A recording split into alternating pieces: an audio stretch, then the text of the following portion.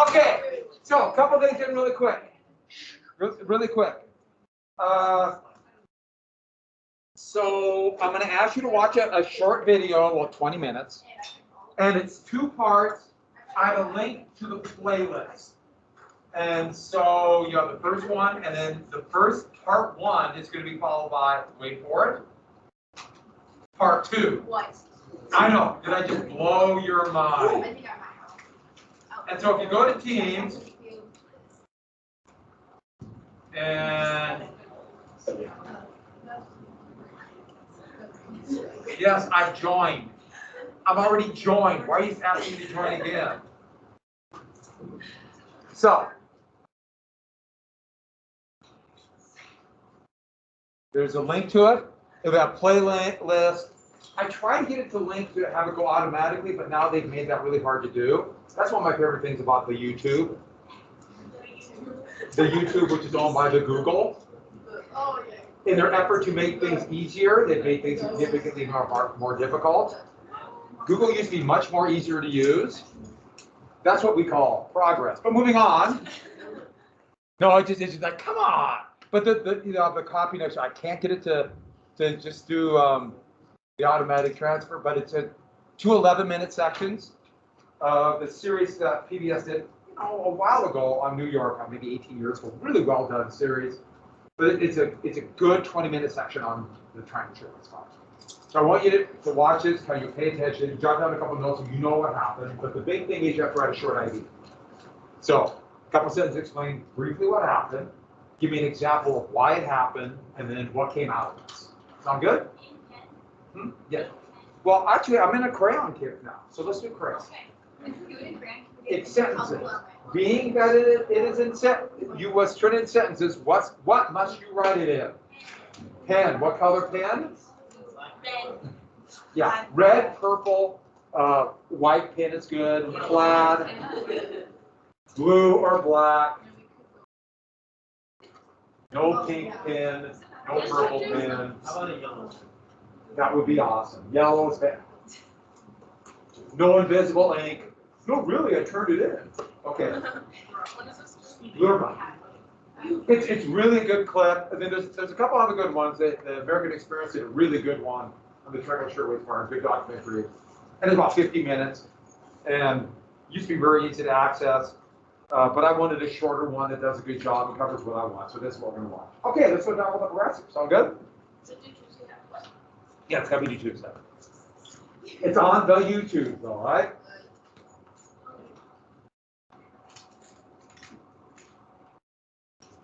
And something else I was going to tell you. Yeah, good job on your answers, though. I just got a couple more to grade, but I was very pleased with that. I really want you to think about, the arguments, what they were thinking, why not. I don't care so much. The point is that you're thinking about it, not just writing down that question about, does government have a role? And I got some people put down yes or no. No. Why? Explain what was going on. Think about it. That's what I'm looking for. Okay.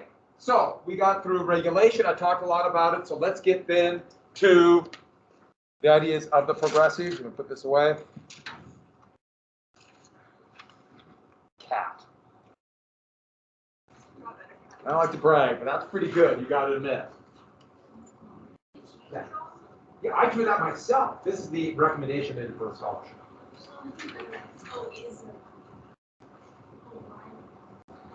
Good. Good. G-U-D.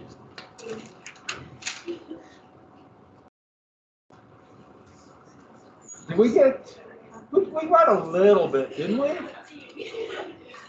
By the way, everyone, study hall was just enthralled that picture. And it is good. That's what I should draw on her.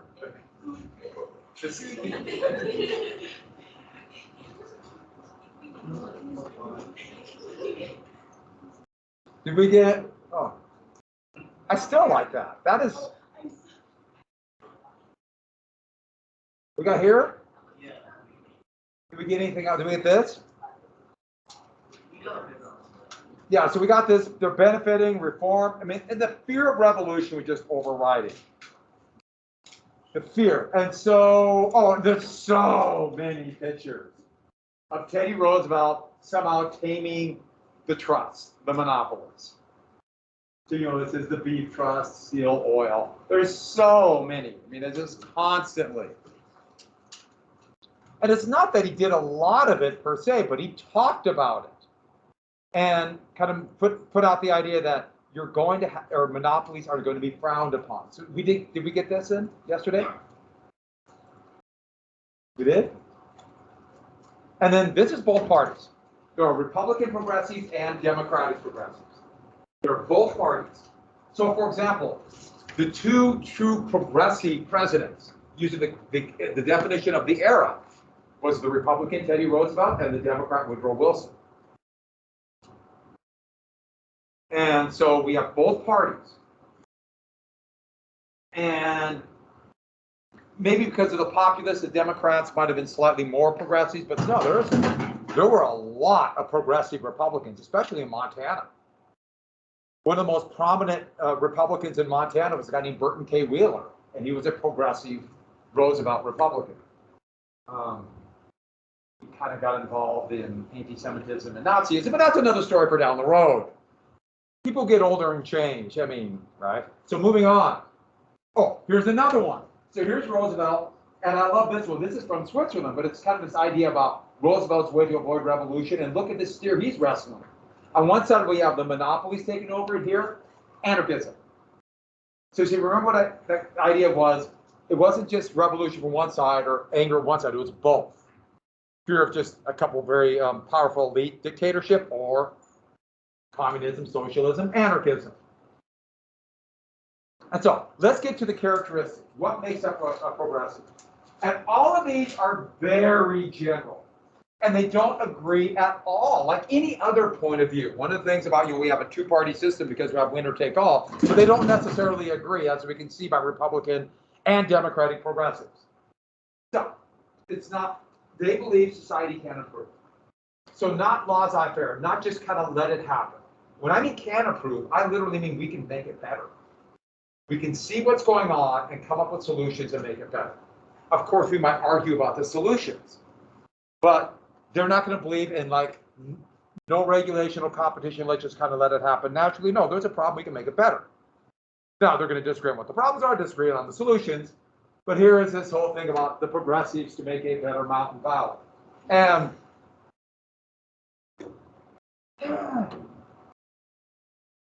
the whole concept is with all kinds of different things mixed in. Of course, it is the more you mix in, the easier it is to satisfy everybody. Yes and no when it comes to that. But give you some examples. If we can make a better society, one would be the progressive, lukewarm, but still support for women's rights. And the big thing was voting rights. Men generally, at least early on, led this fight. Now, Susan B. Anthony is still fighting incredibly hard. And there is a women's suffrage movement that is still powerful, but within the Progressive Party, the progressives in both parties, it's men doing this. And there's a big element of, we will bestow you with rights. But it's also this element of, they'll vote for progressives. And so here is voting, and it's all different sections over opposition. And this is a song. I think I mentioned the golden age of sheet music at this time. People got a piano, they would sing this song. I never looked at the song because my guess is it's probably not all that good of a song, but it's actually a very valid point. Let alone other points. About equality, we'll wait about that. And we'll get back to the women's rights movement because the progressives made a good show about this, especially Woodrow Wilson. But when it came to actually pushing it through, women will fight incredibly hard, and we'll get to somebody named Alice Paul, who is just an amazing person, who kind of forced them. You said it, do it. People act if you push them, sometimes. Prohibition was another one. The temperance movement is more and more coming to the actual banning of alcohol. There's going to be blue counties all over. What's a blue county? No alcohol in that county. Soon there'll be blue states.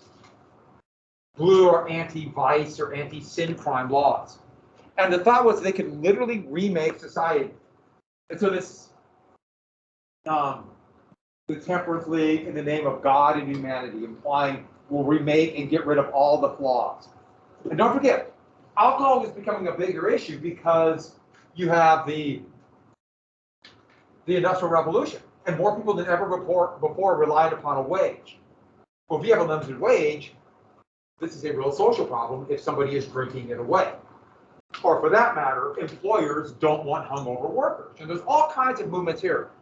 But one of the last progressive, in fact, the last of 4 progressive amendments will be, or second to last, will be prohibition. And they really talked of it as the great or the noble experiment. We're going to remake society. So it's starting to kind of grow here and move on. Did it work? But drinking went down dramatically. But what went up dramatically? Crime. There might be some issues with that. Next, civil rights was another one. And civil rights more and more is talking about equality between the races. That's a little bit narrowing, but the idea about different color of skin. And the thought was to go back or to try to do the promise, the lost promise of Reconstruction. And so the NAACP, and this is what you need to know, as long as you know the NAACP, what it actually means, and it's a little awkward today, but it is still an active organization, very powerful, the National Association for the Advancement of Colored People.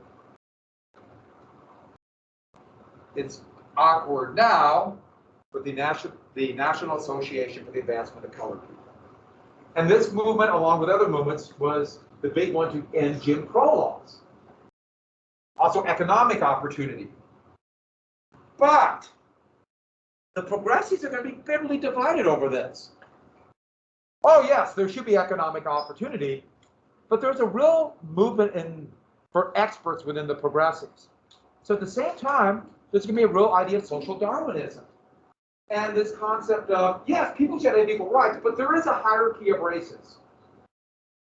Franklin, or Teddy Roosevelt undoubtedly believed this, and Woodrow Wilson was a progressive president and arguably the most racist president in American history.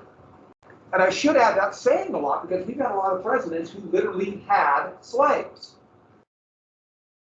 Woodrow Wilson was the one who said the birth of the nation was a true accurate portrayal of the Ku Klux Klan.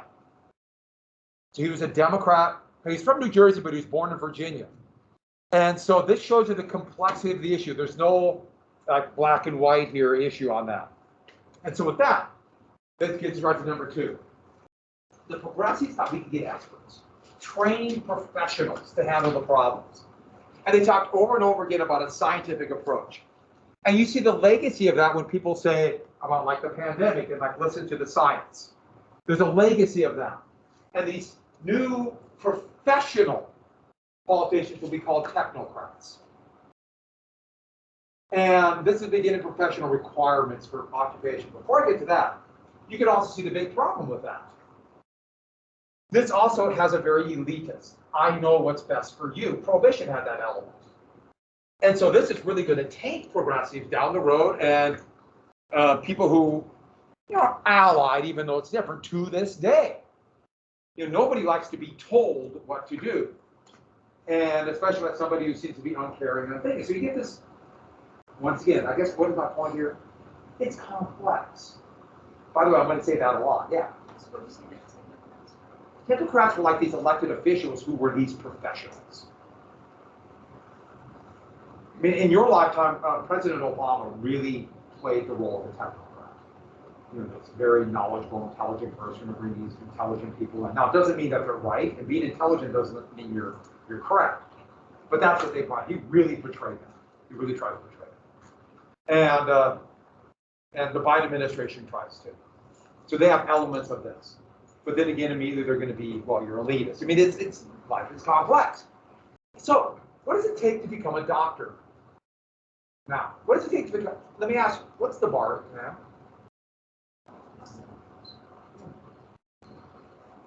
That's a progressive reform. What's the bar? The bar exam for lawyers. For doctors, what do you have to be to become a doctor? And what do you have to do? In 1860, what did you have to do to become a doctor? I'm a doctor. Look at my scalpel. What do you have to do? Another progressive reform. Medical school and Yeah, which is a tough gig. And also very expensive. I mean, but that's, yeah, there's some professional requirements. For all sorts of occupations, professional requirements will be a progressive reform. There must be certain things you have to do, and that will be a progressive era reform. So, for example, you get in the 1890s in local levels, like requirements for teachers. Teachers had to have certain levels of education or whatever they might be. And you see this for all sorts of jobs. It's no coincidence that you have the Pendleton Act in 1883 for professional civil service. It kind of fits in here. That idea is growing. And that was a progressive era reform. And the idea is we will have professionals. And we'll come back to a big one down the road. But you see another progressive thing, you see this in colleges, will be the advancement of different degrees in colleges. Before it was just basically College of Arts or College of Science. You start seeing different degrees and more specialization. And this was worldwide. Worldwide. And so this was a progressive era reform. And so you see in the States beginning in the 1880s. Next, they're intensely anti-monopoly. Intensely. Intensely.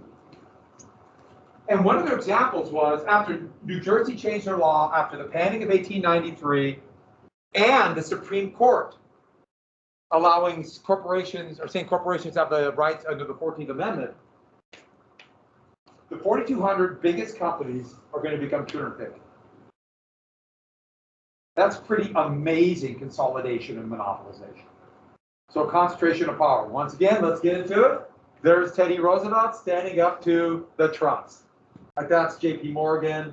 That creepy looking guy, Johnny Rockefeller, got more and more kind of creepy and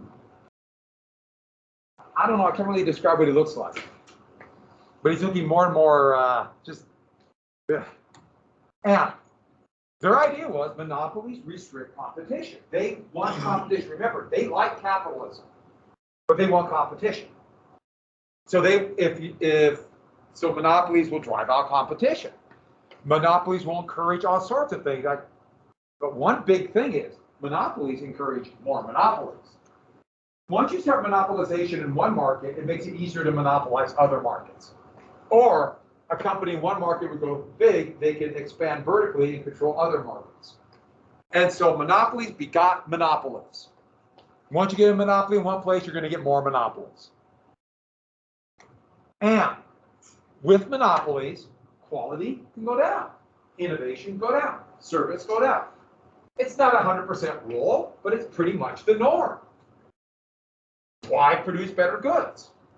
But one of the big things monopolies do, and this is what part of their anti-monopoly, wages go down.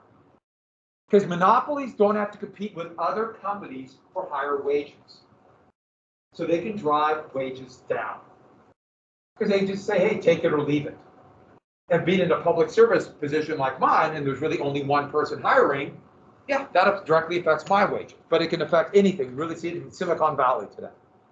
It's just very few companies, and jobs that were going up 10, 15% wages a year now are stagnant. And so we'll see. But also then dominate politics. And here's the whole thing about Gilded Age politics, and they still talk about the Credit Mobilier scandal.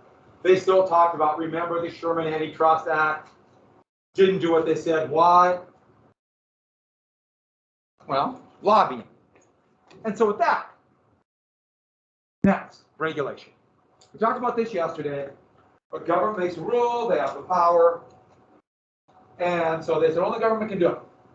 Now, we got to be very clear about it. How do you stop monopolies and how do you regulate? Oh, they're going to be all over the place, much to their detriment coming down the road. Here's organized big business interests. And I didn't put this all in, but yes, he's reacting to Teddy Roosevelt. Teddy Roosevelt was quite the character. He was fun to draw, fun to talk about. So what their idea was, we'll create a universal floor. A universal floor. So what that means is we'll set a floor up where there can, for prices, it's like some minimum quality standard. where every company in the market must have, we looked at food yesterday, a minimum requirement of food, this safety requirement, or worker safety, or you can think of any number of products. Railroads and prices, or safety requirements, or you think about cars like fuel standards, you go on and on, but some kind of minimum floor. But the idea being, if everybody knows what the floor is, they'll all match that floor and then allow them to compete openly. Without a floor, someone can undercut with a product, maybe not get caught for a while, drive their competitors out. At least that was the idea of it. Did it work? Yes and no.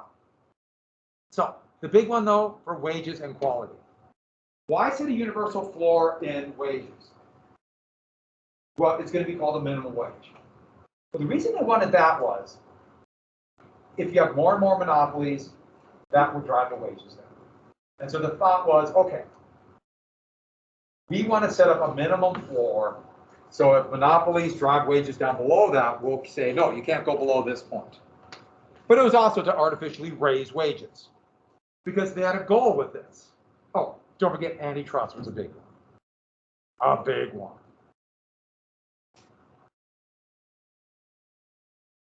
Once again, though, they should probably change this anti-monopoly because no one now knows what trust is. And you guys do, but that's because you had it in class. Okay.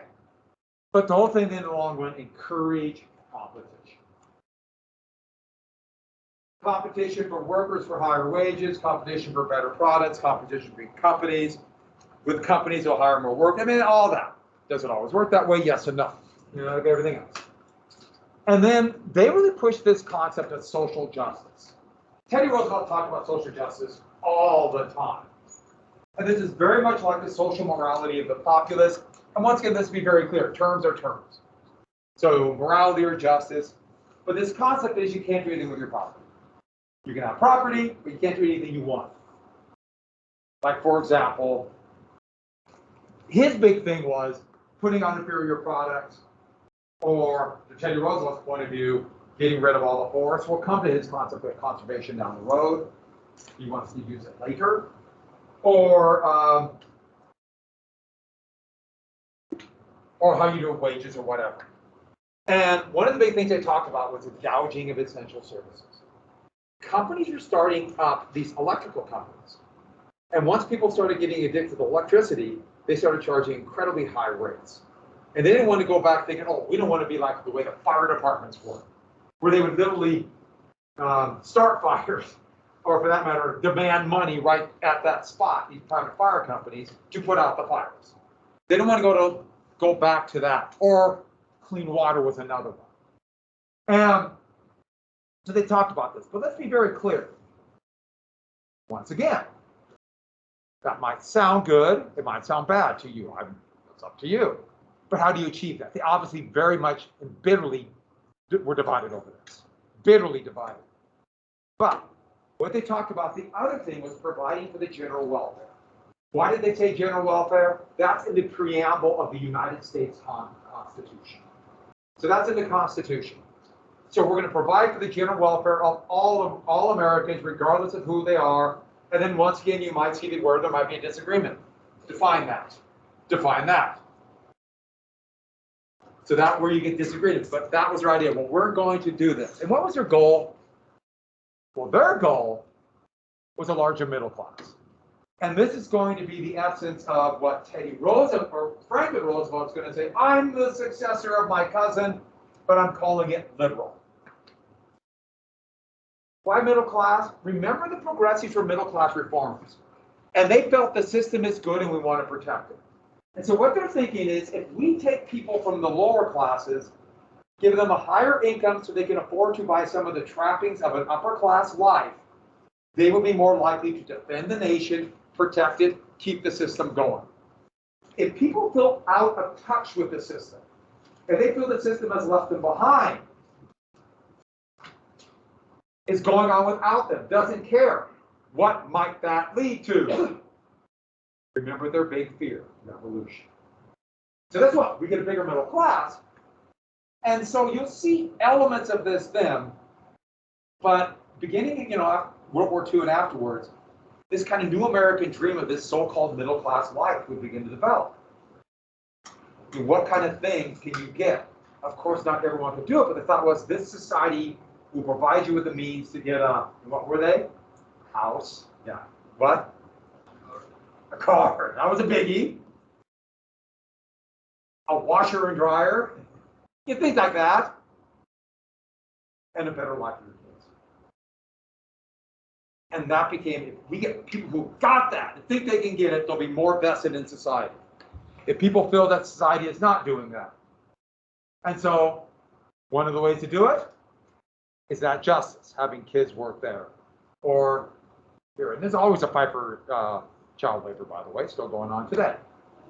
And then how do we achieve this? More democracy. They were very democratic, small d democratic. Yeah. I could, but won't. We have to move on. Did it go back? I'm trying to do it. Yeah. Okay. You just want to see the. By the way, that's Woodrow Wilson. He had very long years. Democracy. We'll let the voters decide. And the thought was if they could clean up the voters and they decide they will pick these professionals and these experts in both progressive. It's kind of amusing because this is almost exactly what the democracy felt in the 1830s. How could they ever vote for anybody other than us who stand up for the people? Actually, elections are quite complex. But one of the ways, women's suffrage. And the thought was not just that women would vote, but they would vote for progressives, partially to reward progressives for getting the right to vote. But another one, they thought they could get the corruption out. And that's Boss tweet of the Tammany Hall machine.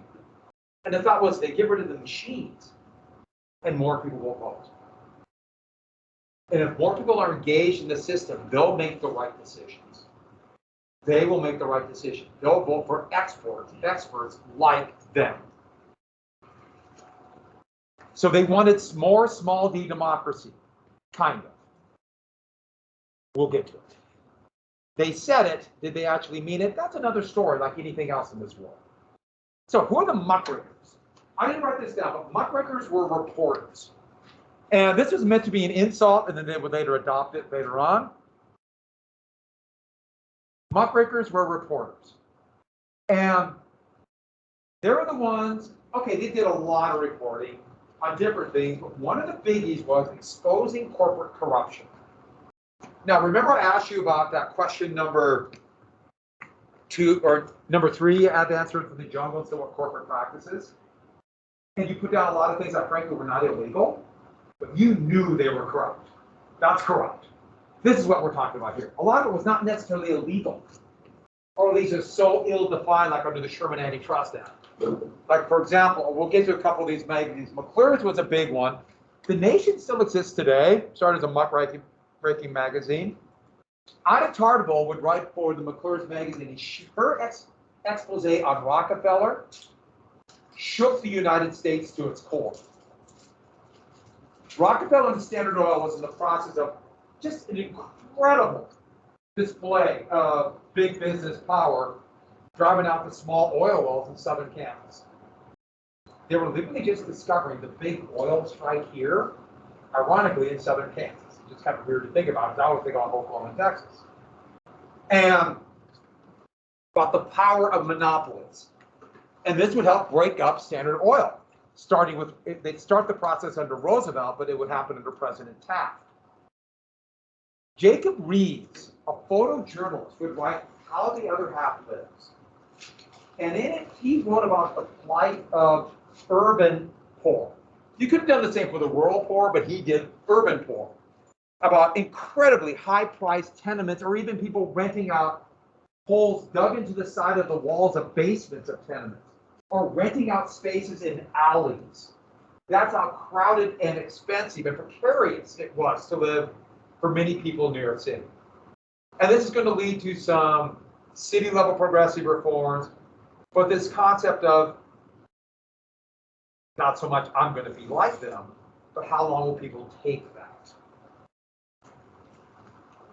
This kind of fits in with the jungle. And then thus the jungle. No, Sinclair was not a muckraker. He was a moderate socialist. But it will have the same effect. We're eating this slop. Teddy Roosevelt would coin the term muckrakers. And what he said basically, reporters have got to leave me alone by raking up the muck. He meant it as an insult. But then he turned around and said, no, that's actually kind of good. And he would embrace it. Here's a cartoon of Teddy Roosevelt raking up the muck. And what's the muck? The big moneyed interest in the Senate. By the way, you know what muck is in this era? What a muckraker was, okay, so those of us who have been hard rock miners, right? We've all done a few turns in hard rock mining, right? You blast or drill, you got all the rock, that's the muck. And the worst job in the mine is the people who have to get rid of the muck, aka the muckrakers. So it's meant to be an insult. I used to teach here. When he was a little kid, he grew up in Butte. He was still doing that in one of the hard rock mines back in the 40s. He's still living it out. Great guy, our teacher, great guy. Maybe a couple mugs. Okay. Oh, TR, that's Teddy Roosevelt. It's not clear if he liked it or not, but he would embrace it using his initials for his thing. His cousin would, of course, take the same thing, but didn't want to be just two letters because it sounded too much like him. So his cousin would become FDR. And you see a lot of Democrats down the road copy it because it just became not so like JFK for John Kennedy, or LBJ for Lyndon Johnson. So with that, the muckrake and some of the muck.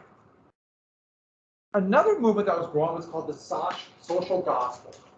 And even though Catholic principles were very close, at least up to the international church, this was a Protestant movement.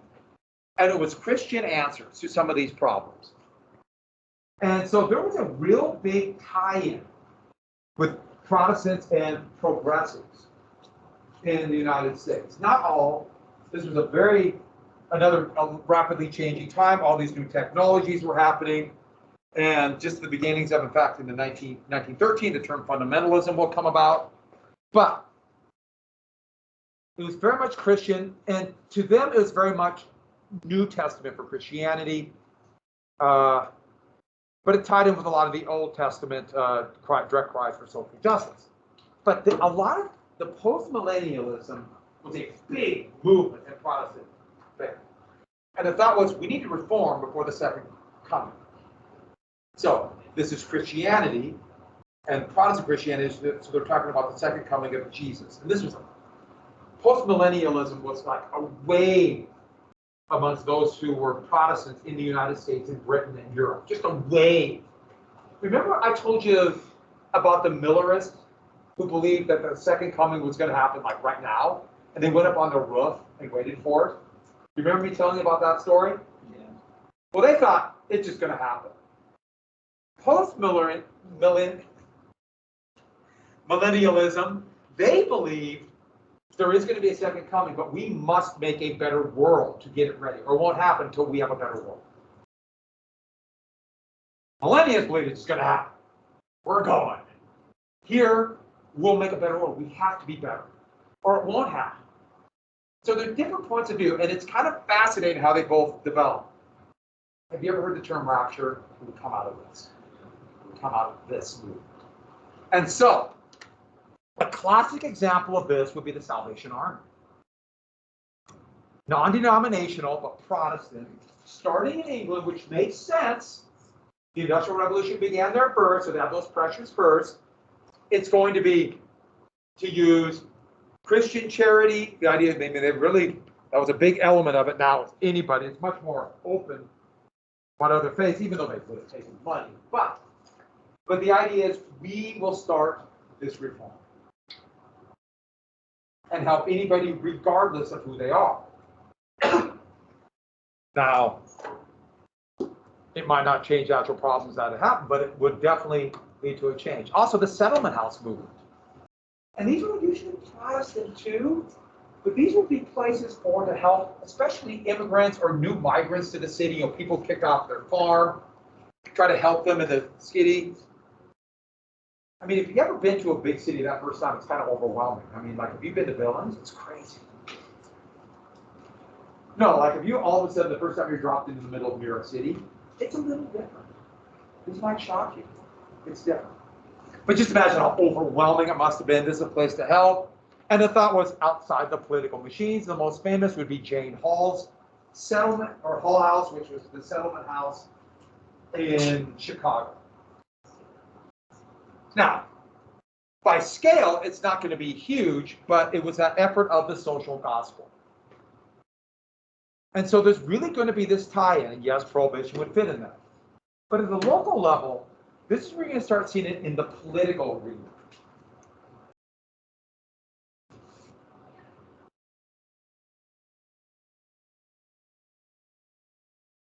Oh, and I will say, someone mentioned this first period, and people call them progressives or call themselves conservatives today. And I don't care too much about that for this. I'm talking about this era. I don't want to get involved because this has become like a teen issue for people. No, this is talking about the progressive era. So I just want to make it clear. There are some similarities, there are some differences. We're talking about the era. So with that, what they want to do is lessen the power of machines. The machines dominated the big cities. What they thought is, if we can weaken the political parties. Now, they did not think about what that actually meant. What they thought is, if we can weaken the machine in, let's say, New York City, the machine in Ohio, then there'll be more democracy. People will no longer make decisions on just, I'm a Democrat or a Republican. And back then, it was literally, you would just get a colored piece of paper in New York City, whatever color was, you vote all Democratic or all Republican. And that literally were the ballots in some neighborhoods. But the thought was, we get people to vote for the person, or the better policy, or the better party, and they'll make choices. And this is a very popular idea. When you ask people who they're going to vote for, and they like the idea, I'm going to vote for the best person, the best politician, the one who's the most honest. Now, some of you, I would imagine, are already saying, wait a minute, there might be a problem with that. What do you know about people who run for office? What? Well, how do we know that? They tell you they're honest. What's the problem? We only know what they tell us. Or their opponents tell us, right? So there are holes in that philosophy, because they might not be honest, or they might be. So it's pretty complex, but you can see their point of view. This is kind of fantasy. But it's not necessarily a bad fantasy. So that's why they wanted nonpartisan elections. For example, the city of Helena is nonpartisan. And in just the last decade, the county became nonpartisan. Heck, there's an entire state that's nonpartisan when they come to their state house. Anybody know what state that is? It's the most obvious one, Nebraska. They're also unicameral. Every other state in the United States, all 49 have two houses. You know, House and the Senate. Every single one, except Nebraska, they have one.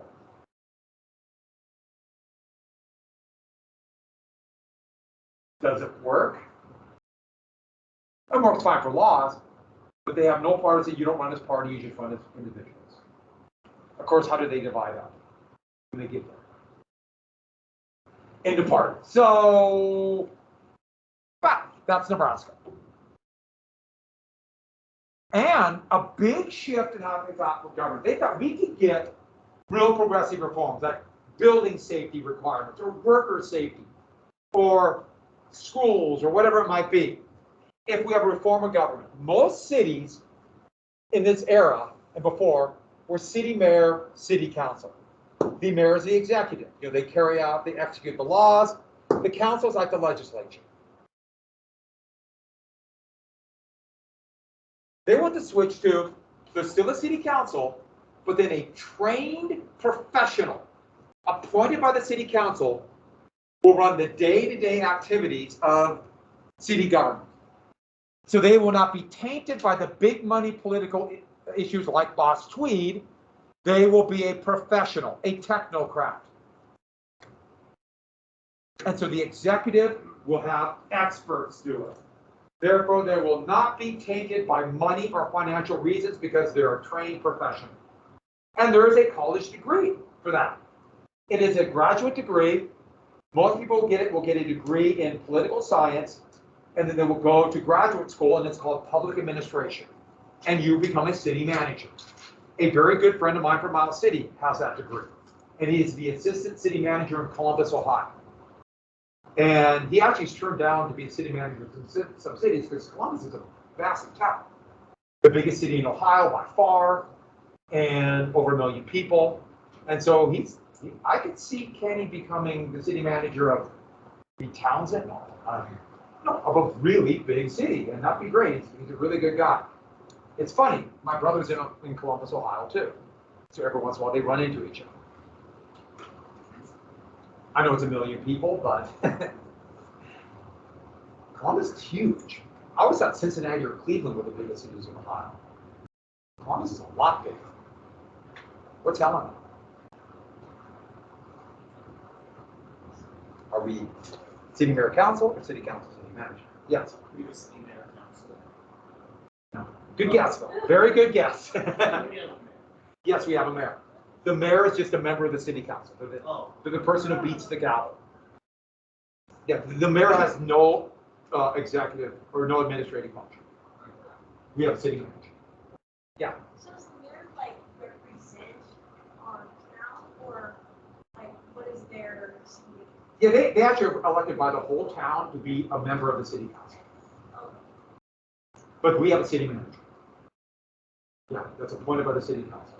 Now, the mayor has power because they represent the whole town elected by it. The mayor can put a lot of pressure on the city manager. Like the current mayor put a lot of pressure on the city manager to get the streets plowed.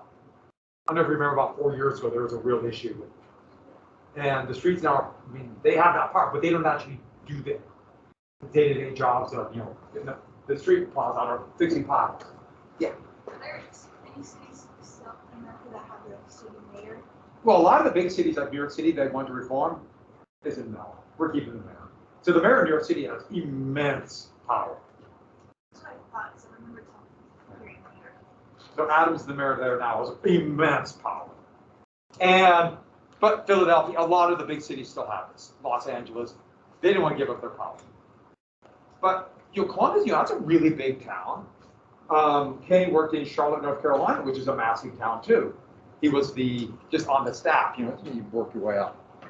That's kind of cool. I mean, he's a really smart guy. That's a great position for him. I think that'd be a really hard job.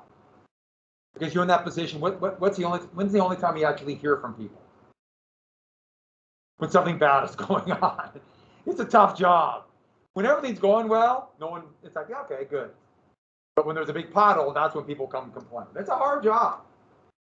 There's also state level progressives. Because the thing what they learned right away, you can have some city reforms, but you need even bigger government. Wisconsin is going to be kind of a testing ground for this. Their governor and then senator would be one of the most prominent progressives, a Republican by the name of Robert Lawlett. And they tried all kinds of progressive reforms in Wisconsin. Wisconsin had a lot of these progressive reforms. A lot of them are gone now. But I like this for any old trust. He's going to break up the monopolies. Robert Lawlett, he didn't have the charisma of Teddy Roosevelt, but he had this reputation of being a tireless fighter. So a lot of these would be election reform.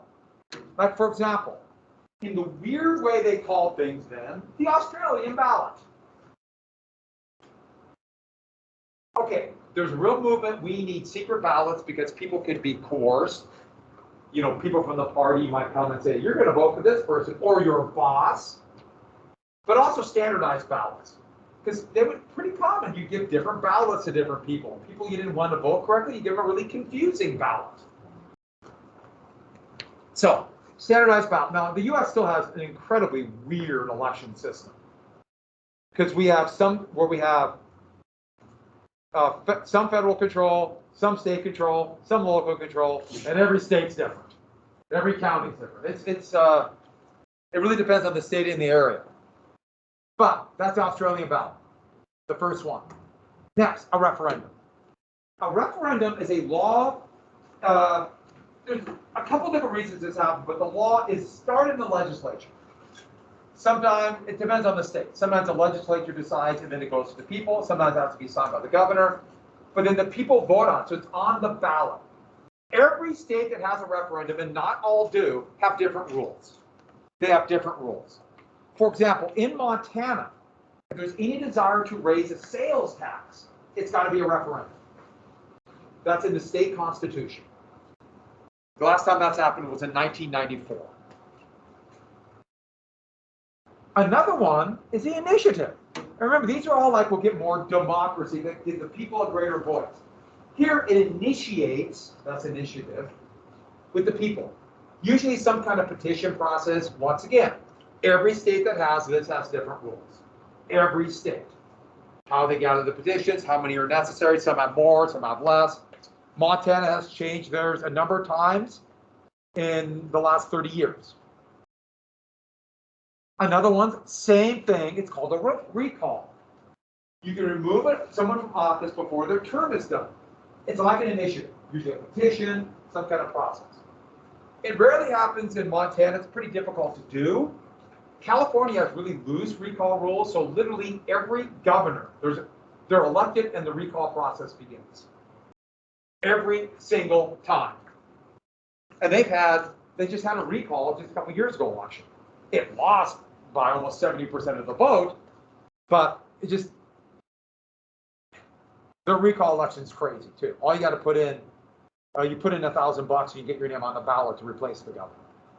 And so they get all these people coming in, like there were 2 porn stars, for example, that ran. And yeah, well, and I don't think they actually wanted to be governor. But moving on, and then another big one, the direct primaries. And if you don't know what that is, good for you. The direct primary is let the voters pick the candidates. So before, candidates were picked in smoke-filled rooms. There's all big wigs, and they're all smoking. The big wigs of the party at conventions would decide who would be the nominee. So they have party conventions. All the Democrats get together, all the Republicans, and they pick who's going to run for governor, for legislature, for the various races. And at the national level, the bell would ring.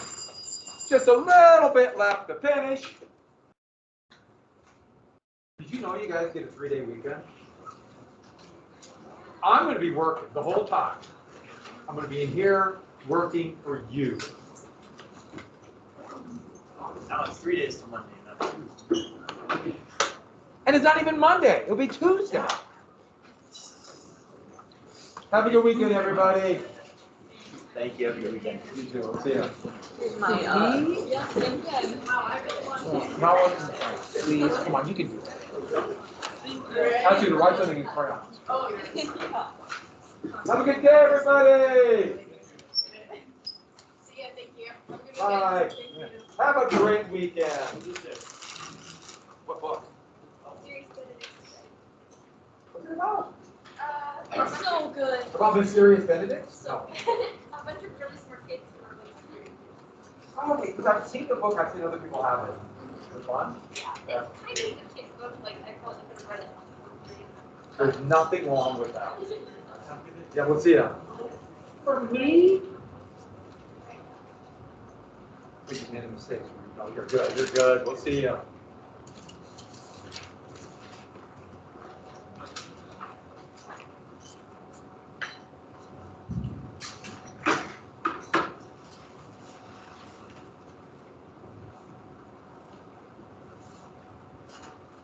Congratulations on your well, not impressed. Woo! I feel like I nuked it in front of your mouth.